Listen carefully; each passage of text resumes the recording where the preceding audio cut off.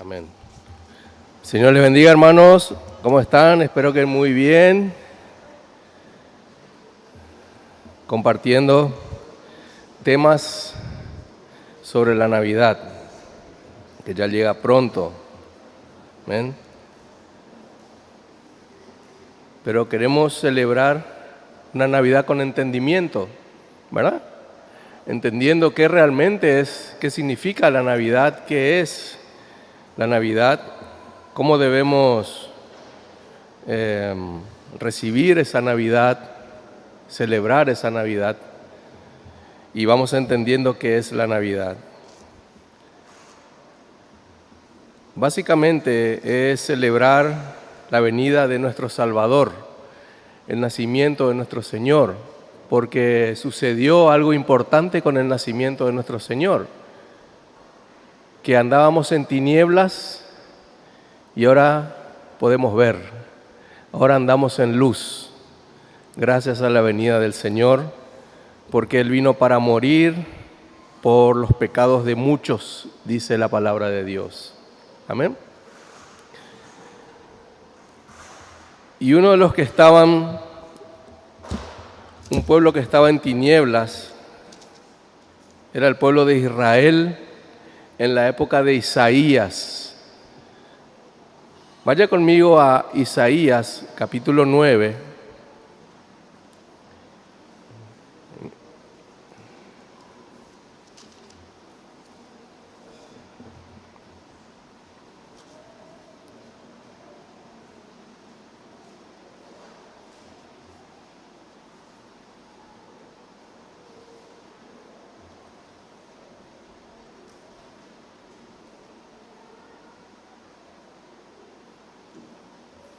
Isaías, capítulo 9.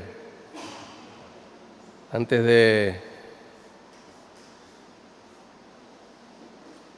explicarlo, vamos a leer el pasaje, luego oramos. Isaías, capítulo 9, vamos a tomar del versículo 1 al versículo 7. Dice así: mas no habrá siempre oscuridad para la que está ahora en angustia, tal como la aflicción que le vino en el tiempo que livianamente tocaron la primera vez a la tierra de Zabulón y a la tierra de Neftalí, pues al fin llenará de gloria el camino del mar de aquel lado del Jordán, en Galilea de los gentiles. El pueblo que andaba en tinieblas vio gran luz. Los que moraban en tierra de sombra de muerte, luz resplandeció sobre ellos. Multiplicaste la gente y aumentaste la alegría. Se alegrarán delante de ti como se alegrarán en la siega, como se gozan cuando reparten despojos, porque tú quebraste su pesado yugo y la vara de su hombro, y el cetro de su opresor como en el día de Madián. Porque todo calzado que lleva el guerrero en el tumulto de la batalla, y todo manto revolcado en sangre serán quemados, pasto de fuego. Porque un niño nos es nacido, hijo nos es dado, y el principado sobre su hombro, y llamará su nombre admirable, consejero, Dios fuerte, Padre eterno, príncipe de paz. Lo dilatado de su imperio y la paz no tendrán límite sobre el trono de David y sobre su reino, disponiéndolo y confirmándolo en juicio y en justicia desde ahora y para siempre. El celo de Jehová de los ejércitos hará esto. Vamos a orar, hermanos. Padre Santo, te damos gracias. Gracias, Señor, por esta preciosa mañana. Es preciosa porque estamos en tu presencia, Señor. Por sobre todo, es por eso que es preciosa esta mañana, Señor, porque estamos delante de ti, estamos delante de tu palabra y tú estás con nosotros, Señor. Que en esta hora, Señor, tú nos ilumines con tu Espíritu Santo, nos guíes, nos enseñes, nos ministres, nos consueles, nos exhortes.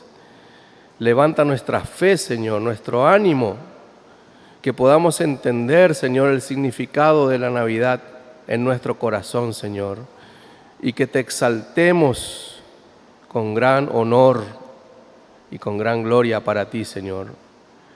Porque para eso viniste, Señor, viniste para morir por nosotros y para reinar para siempre, Señor. Gracias te damos, Señor. Toda la gloria sea para ti en esta mañana. En el nombre de Jesús. Amén y amén. Allá por el año 735 al 750 antes de Cristo, tenía el ministerio profético Isaías. Isaías es considerado uno de los profetas mayores en la Biblia. También es considerado como el príncipe de los profetas, porque estuvo anunciando cosas terribles, pero cosas gloriosas también. El profeta Isaías trabajó mucho en el sur de Israel. Fue el que profetizó sobre la tribu de Judá. Profecías de exhortación, de condenación, pero también de salvación y consuelo. En aquel tiempo, los príncipes de Israel eran crueles y corruptos en el sur de Israel, en la tierra de Judá. Y Dios envió al profeta Isaías para advertir al pueblo a que se arrepienta, especialmente las autoridades y los príncipes.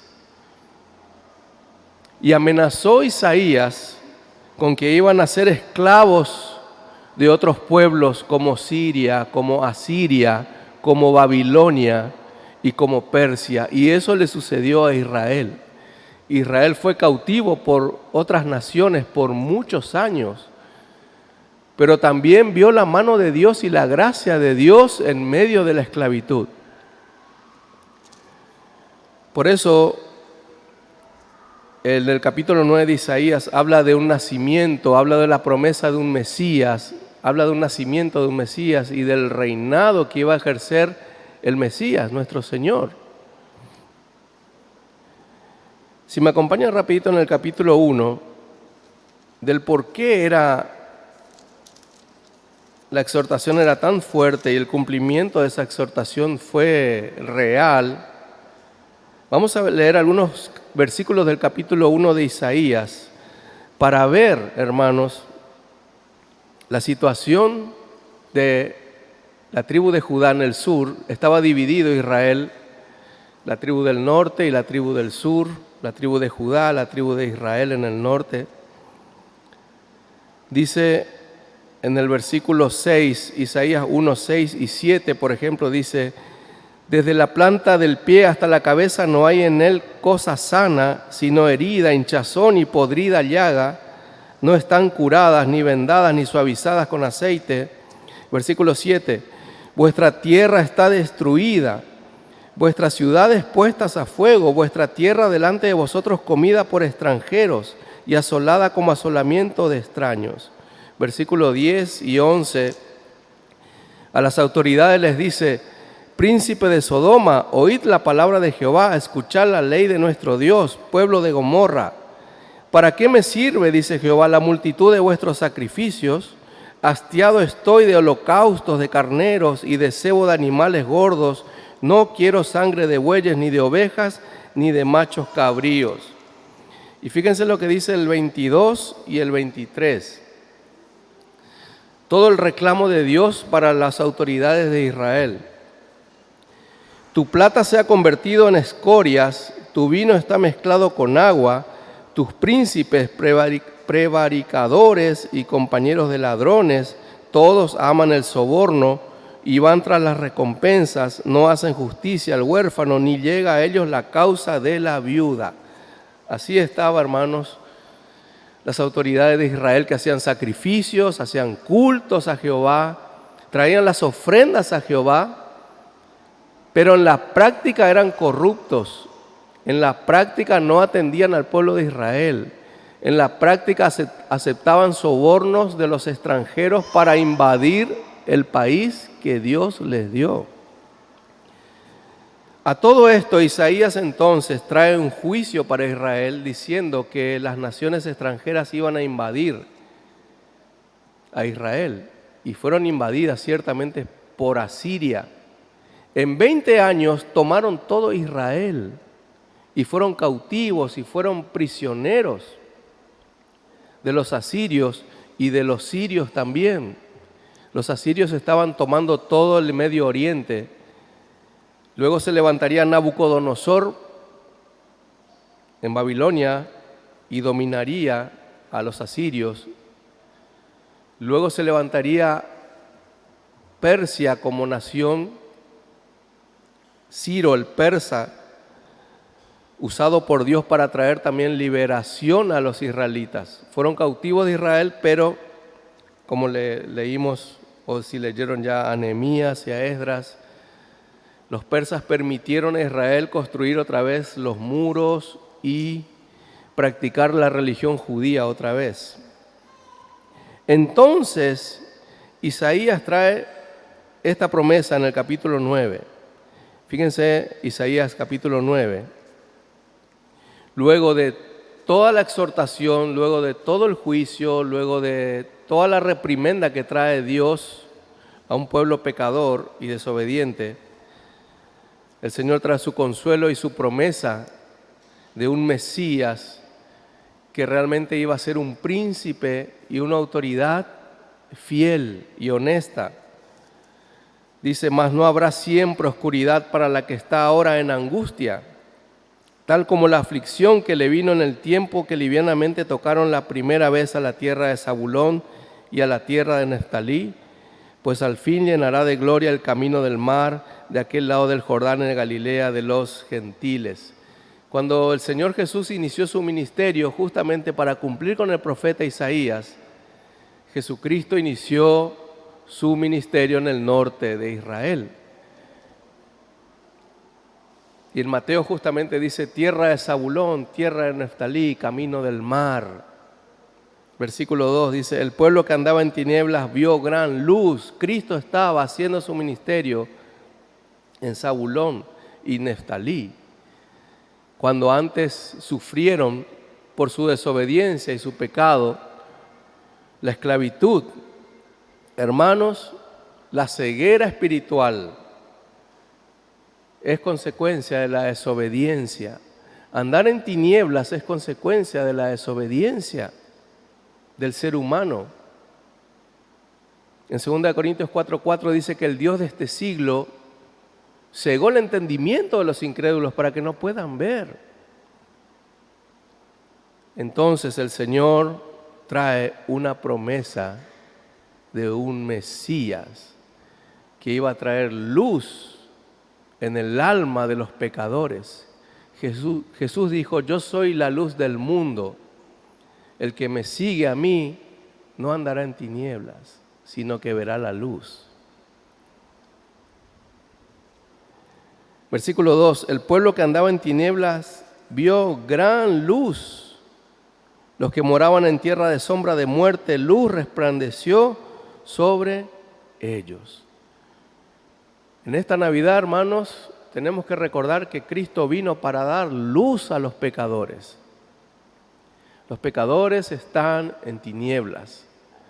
La raza humana está en tinieblas espirituales. La gente no puede ver a Cristo, no puede ver la gloria de Dios. La gente no puede ver su propio pecado y su propia maldad. Luz tiene que ver con la conciencia. No hay conciencia de un Salvador cuando alguien está en tinieblas. No hay una conciencia de necesidad de un Señor y un Salvador. Hermanos, no sé si ya anduvieron sin luz alguna vez en su casa, totalmente a oscuras, no se ve nada. Imagínense andar en tinieblas espirituales y no ver la gloria venidera, la gloria de Cristo, y tampoco ver a dónde uno se va a ir. Hermanos, cuando el Señor alumbra nuestra vida, vemos dos cosas: la necesidad de un Salvador y también que somos pecadores. Por eso hay arrepentimiento. ¿Por qué alguien se arrepiente, hermanos? Porque ve la luz de Cristo y se arrepiente. Nadie se puede arrepentir sin antes ver la luz del Señor. Dice el versículo 2, el pueblo que andaba en tinieblas vio gran luz. Tinieblas tiene que ver con muerte espiritual. En Efesios 2:1 dice eso. Que estábamos muertos en otro tiempo en delitos y pecados. Y en versículo 4 dice, pero Dios en su misericordia nos ha salvado de vivir así en tinieblas. Versículo 3, este nacimiento del Mesías trae luz y trae alegría. Fíjense el versículo 3, multiplicaste la gente y aumentaste la alegría. Hermanos, no saben, no se imaginan cómo el pueblo de Israel celebraba cada vez que era libertado de los cautivos y de sus enemigos. A pesar de que siempre después desobedecían y caían otra vez en desobediencia. Pero ellos reconocían esa libertad cuando Jehová les daba esa libertad. Creo que aquí nadie tiene la experiencia de ser esclavo, o seguramente aquí nadie fue esclavo alguna vez, porque el sistema de esclavitud se ha acabado prácticamente en todo el mundo, ¿no? Pero en aquel tiempo, hermanos, ser cautivo, ser esclavo, era ser prácticamente un servidor del enemigo. Tu vida estaba a merced de tus enemigos. Hoy sí tenemos, y mucha multitud tiene, esclavitud espiritual. Está atado, está cegado, está en tinieblas. No puede tener esa libertad plena. Tiene un sentido de culpa, tiene un sentido de duda. La mayoría de las personas que están a punto de morir no saben a dónde van a ir. No tienen seguridad ni del cielo ni del infierno porque no saben y no lo entienden. Por eso se desesperan cuando están a punto de morir, porque no saben qué les espera en el más allá. En cambio, cuando vino Jesús, vino la luz a los pecadores y eso multiplicó las personas y los creyentes y también la alegría. Fíjense el versículo 3, se alegrarán delante de ti como se alegran en la siega, como se gozan cuando reparten despojos. Habla de la alegría de una buena cosecha y la alegría de una batalla ganada. Ese tipo de alegría sienten los creyentes cuando la luz de Cristo les amanece, les aparece. Creo que todos aquí, hermanos, andábamos sin rumbo cuando estábamos sin Cristo. Tal vez teníamos metas y objetivos, pero no teníamos plena felicidad y libertad. Jesús dijo también que el que le siga al Señor, Él iba a darle descanso, descanso. El nombre Noé, por ejemplo, Noé significa descanso. Cuando Noé construyó el arca y metió a su familia y fue resguardada por el juicio de Dios, hubo un descanso para la familia de Noé. Un descanso del juicio, un descanso de la culpa, un descanso de la angustia. Versículo 4, porque tú quebraste su pesado yugo y la vara de su hombro y el cetro de su opresor, como en el día de Madián. Isaías recuerda la batalla contra los madianitas, que el Señor les dio la victoria cuando ellos estaban en duda si iban a ganar o no, porque eran minoría, pero Jehová estaba con ellos y derrotaron a los madianitas. Versículo 5, porque todo calzado que lleva el guerrero en el tumulto de la batalla y todo manto revolcado en sangre serán quemados pasto de fuego. Hermanos, el Señor está hablando de su nacimiento, que significa una derrota a los enemigos. El que Cristo haya nacido, el que Cristo haya sido prometido, tiene que ver con vencer en una batalla, vencer una guerra, vencer algo que nosotros no podemos vencer. Hermanos, nosotros no podemos con el pecado. Nosotros no podemos, inclusive ahora tenemos luchas con nuestro pecado. Tampoco podemos vencer a la muerte nos va a llegar a todos. No podemos vencerla, no podemos. Ni siquiera la muerte espiritual podemos vencer. Hay cosas que nosotros no podemos hacer y solo Dios la puede hacer. Solo Dios puede dar vida al pecador, solo Dios puede darnos vida estando muertos. Es por eso, hermanos, que Isaías, inspirado por el Espíritu Santo, habla de que su venida sería una victoria sobre el enemigo, sobre nuestros enemigos. Siempre Israel fue minoría en las guerras. Los enemigos siempre fueron mayoría en número y en armas, pero cuando Jehová estaba con ellos, los vencía fácilmente. Cuando el rey David obedecía al Señor, hay partes donde dice, solo adora, quédense quietos, porque no es vuestra la guerra, sino del Señor. Habla de una imposibilidad del ser humano. Hermanos, en esta Navidad debemos recordar que Cristo venció por nosotros. El Señor ha vencido. Este versículo 2 es impactante. Fíjense lo que dice, el pueblo que andaba en tinieblas vio gran luz. No solamente dice vio luz, vio gran luz. Esa luz que liberta, esa luz que ilumina, esa luz que muestra el camino. De hecho, la Biblia misma, la palabra misma es lumbrera para el caminar del creyente. ¿Cómo nosotros andamos en luz en esta tierra de oscuridad? Andando en la palabra de Dios. Cuando caminamos sobre la palabra de Dios andamos en luz. Caminamos con Cristo, caminamos en su presencia, caminamos en su voluntad. Por ejemplo, hermanos, la gente no sabe el futuro. ¿Qué va a pasar del mundo en el futuro? Hay muchas especulaciones. Las personas especulan. Pero los creyentes sabemos lo que va a pasar porque ya fuimos iluminados con la palabra de Dios. El Señor va a reinar para siempre. El Señor va a destruir a sus enemigos. Y el Señor va a reinar con su pueblo eternamente. Eso dice la palabra del Señor. Por eso debemos predicar a toda criatura, hermanos, para que no ande más en tinieblas, sino que vea la gran luz. Versículo 6 es el nacimiento del Mesías. Es el nacimiento del Mesías.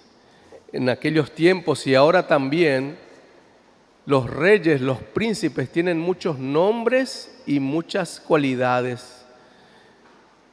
Cuando nacía un bebé, los niños de Faraón cuando nacían le ponían, dicen los historiadores, le ponían hasta 30 nombres. 30 nombres. ¿Cómo se llama el príncipe? Se llama tal. El príncipe, hoy es el rey Charles de Inglaterra, tiene 5 nombres. Pero se le conoce como el rey Carlos III, ¿verdad? Además tiene los atributos y cualidades. Es el príncipe de Gales, el conde de Escocia, etcétera, etcétera, etcétera. Pero en aquel tiempo, cuando nacía el bebé, se le alzaba al bebé y delante de su papá, el faraón o el rey de Persia o el rey de Babilonia, se le profetizaba y se le decía, este será un guerrero. Él será el que traerá las victorias a nuestra nación. Este bebé es el que hará maravillas y grandes cosas. Más bien eran profecías para adular al papá y animarlo, ¿no? Por eso Isaías se refiere al Señor con muchos nombres. En el versículo 6, fíjense. Pero lo que profetiza Isaías sí es verdad. Se ha cumplido y se va a cumplir.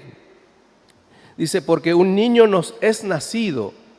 Un niño nos es nacido. Hijo nos es dado. y el principado sobre su hombro. Y ahí viene las características de este Mesías, de este niño, de lo que iba a ser este príncipe, este rey. Será su nombre admirable. Será su nombre admirable. Aquí la palabra admirable significa milagro. Milagro en hebreo. Asombro. Será un asombro, será algo maravilloso. Por eso su nombre es admirable, porque la gente se iba a maravillar con su presencia, con lo que habla y con lo que hace. Dice la Biblia que en su ministerio la gente se maravillaba de cómo hablaba, porque hablaba como quien tiene autoridad y no como estos fariseos. ¿Se acuerdan? Nicodemo quedó asombrado de Jesús y se fue a curiosear a donde estaba Jesús a la noche. Señor, sabemos que vienes de Dios y solo si vienes de Él haces estas grandes cosas que tú haces. Multiplica los panes, resucita muertos, sana enfermos. Es admirable, es un milagro. Hermanos, cuando aparece la luz de Cristo en tu corazón, te quedas admirado, maravillado del Señor. Hermanos, si hay algo que tenemos que recordar en esta Navidad es que, o volver a retomar, esa admiración por el Señor. La iglesia no se tiene que maravillar por lo que Él hace, sino por lo que Él es. Por lo que Él es, por sobre todo. Él es la luz del mundo, Él es el Señor, es el Salvador, el que salvó mi vida y tu vida. Por eso se llama admirable. Fíjense, está en futuro y se llamará admirable. Cuando Cristo vino y nació, se encarnó, se hizo hombre, las personas se maravillaban y otras no creían que era el Mesías, pero mucha gente se maravilló de Él. Cuando murió y resucitó y se apareció en gloria, se maravillaron. Pablo, cuando tuvo el encuentro con Jesús, se maravilló de esa luz que le vino a Pablo. Pablo era un hombre, puedo usar esta palabra, era un hombre brutal, era un hombre fiero, el apóstol Pablo. Era un hombre que despreciaba a los creyentes. Y hay todo aquel que esté en contra del judaísmo. Pero cuando se le apareció Cristo, él tembló y dijo, ¿qué quieres que haga, Señor? Quedó rendido ante esa luz admirable.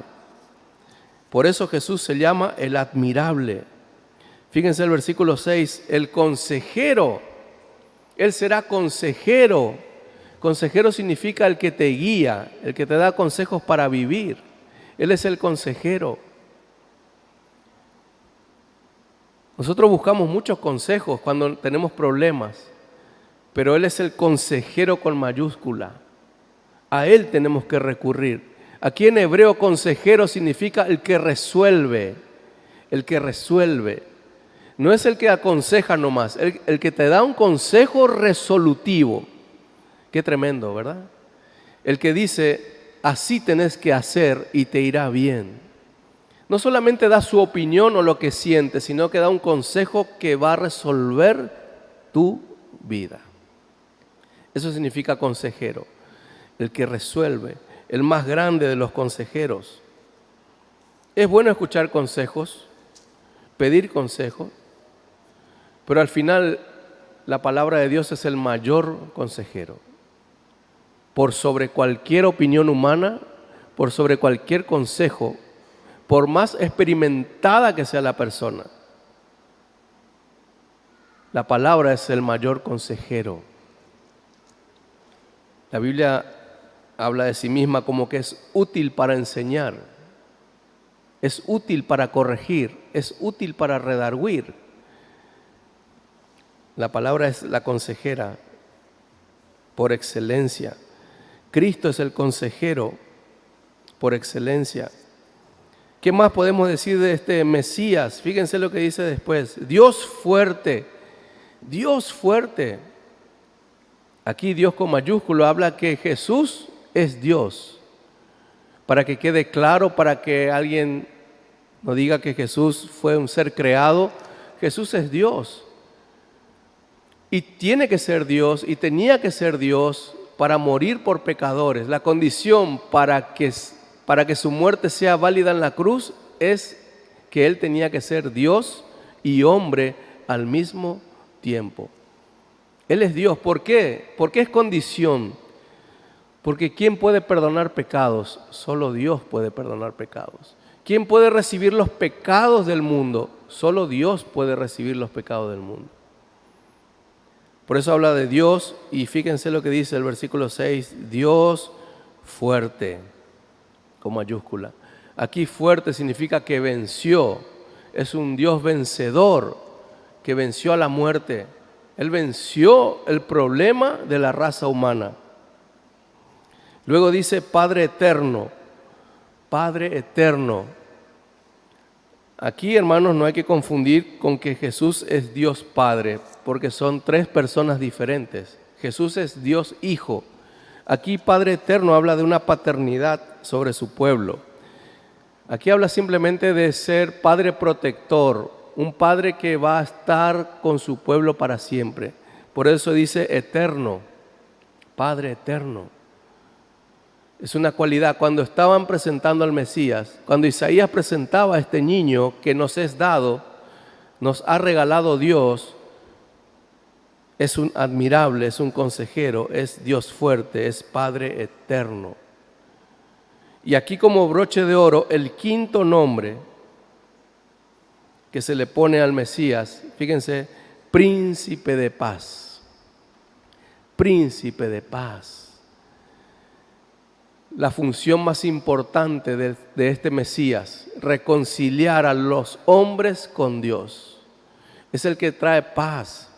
Hermanos, el que no está reconciliado con Dios está en guerra con Dios. Está todavía pendiente. ¿Conocen lo que es un pendiente? Hay algo que no resolvió todavía. Por eso la iglesia persuade a los pecadores a reconciliarse con Dios por medio de Cristo. No hay otro mediador, no hay otro, no hay otro. Cada 8 de diciembre, cada semana siempre están las peleas en las redes sociales, muchas veces absurdas, ¿verdad? De que hay mediadora también, que hay mediadores. Y no, bien claro queda que el único mediador es Jesucristo, el Señor. Hagas lo que hagas, camines de rodillas de acá hasta Cacupé, aunque te vayas arrastrado, no se resolvió tu problema con Dios. Aunque lleves a tus hijos en sacrificio inclusive, aunque sacrifiques tus hijos, hagas lo que hagas,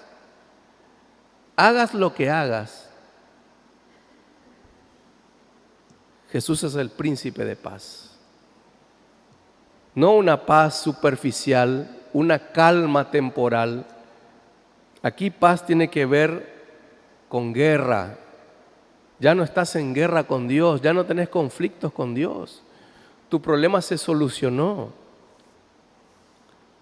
Por eso Isaías dice, cuando venga este niño va a traer alegría a su pueblo. Hermanos, qué bueno es amanecer sabiendo que no tenés nada con Dios, no tenés problema con Dios. Amanecer cada día sabiendo que para siempre tu problema está resuelto. Romanos 5 dice, justificados pues por la fe tenés paz para con Dios. En Romanos 8:1 dice, no hay condenación para los que están en Cristo Jesús. Hermano, cada mañana te podés levantar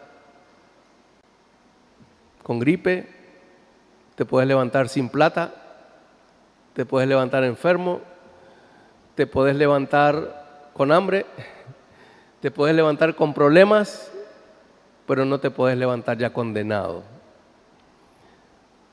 Porque vino la luz a tus tinieblas. Vino el príncipe de paz para darte paz.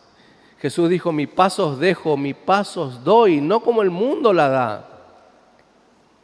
Hermanos, la gente busca paz en otras cosas. Quiero un poco de paz, dicen las personas. Pero no vienen a Cristo para tener paz permanente, paz en medio de la tormenta, paz en medio del dolor. Cristo vino a reconciliar a los hombres con Dios. Por eso fíjense el versículo 6 con mayúscula está, Él es el príncipe de paz, el príncipe de paz. Y por último, versículo 7, es el Mesías que va a reinar.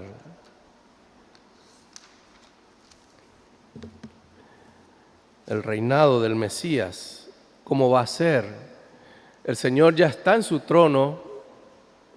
Él está esperando el momento para venir a buscar a su pueblo. Él está esperando el momento exacto para intervenir otra vez en la tierra como rey.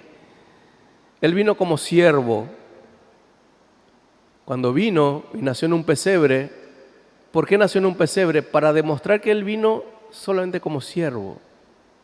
Él vino como siervo, Él vino pobre, porque vino con una misión específica, ser siervo y ser obediente hasta la muerte y muerte de cruz. Pero en su segunda venida, hermanos, Él va a venir como rey. Él va a venir como rey. Fíjense cómo va a reinar este Mesías, este niño que nos es dado, versículo 7. Lo dilatado de su imperio y la paz no tendrán límite. Hermanos, Asiria quería dominar toda Asia en aquel tiempo. Iba conquistando. Luego vino Nabucodonosor y amplió su territorio de conquista. Luego vino Persia y entró hasta en Europa. Los persas entraron hasta en Europa. Si estudian historia, es muy emocionante. Alejandro Magno después conquista Persia y los romanos conquistan a Grecia y así. El reino más extendido es el imperio romano de aquel tiempo. Era un imperio dilatado, era un imperio extendido. Dilatado significa extendido, abierto, estirado. Fíjense el 7 dice, pero este Mesías va a reinar sin límite. No tendrá límite sus dominios. Este niño que nos es dado es dueño del universo, hermanos. Es el Señor de toda creación. El Padre le dio toda potestad, toda autoridad, todo dominio. Y Él va a cumplir eso en su venida. Hoy está reinando en nuestro corazón. Hoy es el Señor de los creyentes. Versículo 7. Sobre el trono de David y sobre su reino. Hermanos, el trono de David tiene un símbolo para Israel muy grande. El trono de David significa que ahí se tiene que sentar el Mesías. Hasta los judíos están esperando eso, que venga un Mesías que ya vino. Pero están esperando que se siente en el trono de David y reine para siempre. Ese asiento, esa silla de David tiene mucho significado para los israelitas y para nosotros también. Ahí se sentaron reyes corruptos, ahí se sentaron reyes honestos, ahí se sentaron reyes que reinaron mucho tiempo, pero el último que se va a sentar es el Señor. Y Él va a reinar con autoridad y va a reinar eternamente en su trono. Es la promesa que le hizo Dios a David. Nunca estará vacío tu trono. Versículo 7. No solamente su imperio será sin límites, sino que su paz también. Hermanos, ¿cuánta necesidad de paz hay en el mundo? Tal vez termine esta guerra de Rusia con Ucrania y podemos apostar que va a empezar otra guerra en cualquier parte otra vez. Hermanos, desde la creación que no hay paz, desde la creación que no hay paz, siempre hubo guerras y rumores de guerra. Nunca la tierra tuvo paz desde que apareció el pecado en la tierra. También las sociedades no tienen paz, las familias no tienen paz. Pero fíjense, este Mesías, nuestro Señor Jesucristo, su paz no tendrá límite. Recordemos en esta Navidad, hermanos, que hoy estamos en paz con Dios, en medio de la aflicción, en medio de la tormenta, pero va a haber un momento en que no va a haber más conflictos. El Señor va a venir y termina todo. Termina todo. Nunca más un conflicto. ¿Por qué? Porque sus enemigos estarán derrotados para siempre. No se levantará ninguna otra nación contra el Mesías, ningún pueblo nunca más contra el Señor. Fíjense lo que dice el versículo 7 después. Disponiéndolo y confirmándolo en juicio y en justicia desde ahora y para siempre. Juicio y justicia. ¿Cuál es la característica del reinado de este niño que nos es dado? Que Él va a reinar con justicia. Su cetro va a ser de justicia. No habrá corrupción en su reino. Cuando un político te dice vamos a acabar con la corrupción, está mintiendo. Está mintiendo. Un político no tiene que decir eso. No tiene que decir, está hablando en vano, en vano. Tiene que decir simplemente lo que va a hacer. Voy a construir 2 carreteras, una escuela y ya, punto. No tiene que decir que va a destruir la corrupción o eliminarla, es imposible. Ningún ser humano puede eliminar la corrupción de esta tierra. Solo el Señor Jesús, porque su cetro, fíjense, es de justicia y de juicio, hermanos. Al único rey que tenés que creer es al Señor Jesucristo. Es a la única persona que tenés que creer cuando da un discurso. Eso significa un niño nos es dado para que dé luz a los pecadores y para que descansen bajo su reinado. ¿Cuántos quieren ser gobernados por el Señor Jesucristo? No hay corrupción alguna, hay paz absoluta. ¿Qué tenemos que hacer, iglesia, en este tiempo? Aguantar con paciencia. Estamos en este mundo, pero no somos del mundo. Jesús dijo, en el mundo tendréis aflicción, pero confiad, yo he vencido al mundo. Yo estoy con ustedes hasta el fin. E Isaías cierra su profecía con un versículo maravilloso, versículo 7, con una oración y una frase impactante. Fíjense, el celo de Jehová de los ejércitos hará esto. Todo eso que hablamos, ¿qué motiva a Dios para hacerlo? El celo de su santidad. Por Él lo está haciendo. Eso significa esto. No lo hace por nosotros, lo hace por Él mismo. Nosotros de Yapa recibimos justicia, recibimos salvación, santificación. ¿Qué palabra más nos inspira confianza y seguridad? ¿Cuál es la motivación de Dios para hacer lo que va a hacer? Él mismo, su nombre mismo. El celo de Jehová, los ejércitos, hará esto. Hermanos, que esta Navidad te motive, hermanos, a darle gloria a Dios. Darle gloria a Dios. Porque hemos recibido el mejor de los regalos que podemos recibir.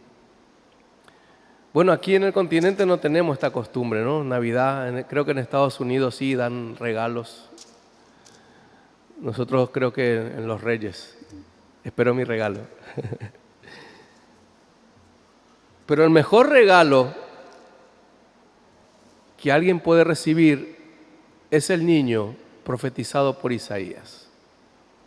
Es nuestro Mesías, es nuestro Señor y Salvador. En conclusión, hermanos, al Señor Jesús le fue dada toda potestad, por eso reina. El Señor Jesús es el que quita el yugo opresor. Dice en Mateo 11:28, venid a mí todos los que estáis trabajados y cargados, y yo les daré descanso. El Señor Jesús se va a sentar en el trono de David, eso dice en Hechos 2:28. El Señor Jesús va a edificar a la iglesia, eso dice en Mateo 16:18. Y las puertas del infierno no prevalecerán contra la iglesia.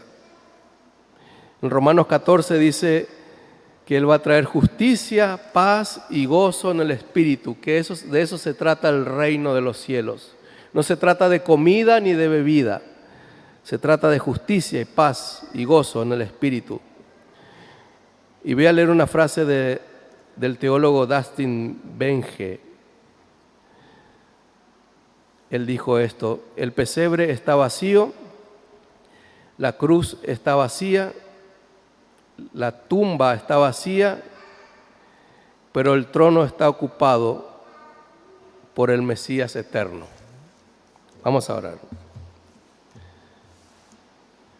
Señor, te damos gracias.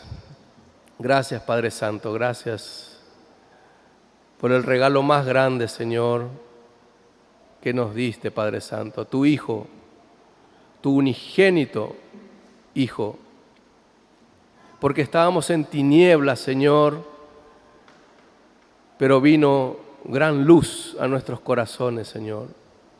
Gracias, Señor, porque éramos esclavos del pecado, esclavos de Satanás, esclavos de nuestros deseos pecaminosos, pero tú nos liberaste, Señor. Por eso te damos tantas gracias, Señor. Luz resplandeció en nuestra vida, Señor. Y te admiramos porque tú eres el admirable. Señor, ayúdanos a buscar consejos solo en ti, en tu palabra, Señor. Que sea por sobre todo de tu palabra, porque tú eres el mayor de los consejeros. El que resuelve eres tú, Señor.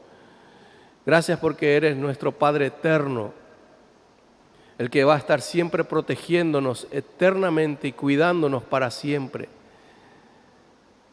Gracias, Señor, porque eres Dios fuerte, el que venció a la muerte y la venció para siempre. Y gracias, Señor, porque eres el príncipe de paz, el que nos reconciliaste con el Padre, Señor, y ya no hay condenación para nosotros.